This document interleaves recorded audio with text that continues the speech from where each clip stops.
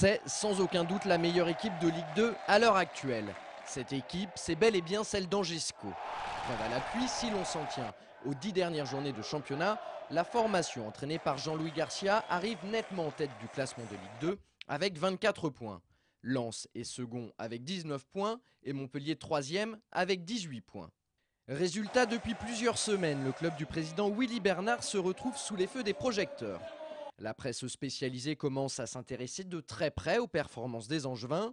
Vendredi dernier, par exemple, le quotidien L'Équipe et le bi-hebdomadaire France Football ont consacré chacun une page entière à la formation entraînée par Jean-Louis Garcia. Le titre des deux articles, Tous fans d'Angers et Angers peut-y croire, en disent long sur le nouveau statut du SCO. Certains entraîneurs d'équipes concurrentes en ont même profité pour parler d'Angers comme de la meilleure formation de Ligue 2, quitte à en faire un peu trop. Au soir de la victoire face à Bastia en conférence de presse, Jean-Louis Garcia a préféré en rigoler, même s'il voit bien où veulent en venir ses homologues. C'est bien joué de la part de mes collègues. On va faire d'Angers l'épouvantail, comme ça on va parler beaucoup d'eux, un peu moins de nous, et on va leur mettre la pression. Mais bon, on va pas se mettre la pression. C'est un petit moyen de mettre une grosse pression sur les Angevins, parce que quand on voit Montagnier, l'entraîneur de Boulogne, qui compare le SCO à l'équipe d'Espagne championne d'Europe, bon, ça prête un peu à sourire. Mais bon, effectivement, ils mettent la pression sur Angers, ce qui veut dire aussi qu'ils craignent cette équipe d'Angers. Du coup, la grande question que tout le monde se pose en ce moment, c'est de savoir jusqu'où Angers peut aller cette saison. Sous-entendu, est-ce que le SCO peut monter en Ligue 1 ? Je crois que le SCO a toutes les chances de monter. Si on examine les forces en présence, il y a Lens qui a un effectif et un budget qui est bien au-dessus, donc les Lensois iront certainement au bout. Et puis ensuite, il y a d'autres clubs comme Strasbourg, comme Metz, comme Montpellier, comme Boulogne, qui sont à peu près au même niveau qu'Angers. Est-ce que le SCO peut monter ? Oui, pour l'instant actuellement, vu ce qu'on voit, ils en ont les moyens. Je pense que nous avons vraiment une chance sérieuse de pouvoir prétendre à être dans les 3 premiers à la fin de la saison. Par contre, du côté des joueurs, et ça peut se comprendre, on préfère jouer la langue de bois. On verra fin mai.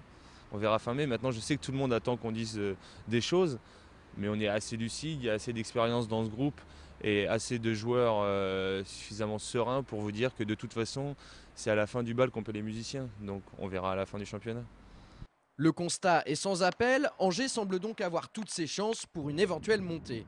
Ça c'est une chose, mais maintenant l'autre grande interrogation consiste à se demander pourquoi le SCO plus que les autres équipes. Ce qu'ils ont de plus, c'est cette rigueur tactique, cette envie dans le jeu, cette volonté d'aller de l'avant, ce bloc compact. Donc, et surtout qu'ils sont entre guillemets très chiants à jouer, quoi. Ce qui m'impressionne le plus, c'est d'abord le comportement défensif, le comportement dans la récupération de balles, où tout le monde travaille énormément, y compris les attaquants. Donc c'est une équipe qui est très enquiquinante à jouer pour l'adversaire. Et puis c'est justement cet esprit de corps qui anime les Angevins. Tout le monde tire dans le même sens.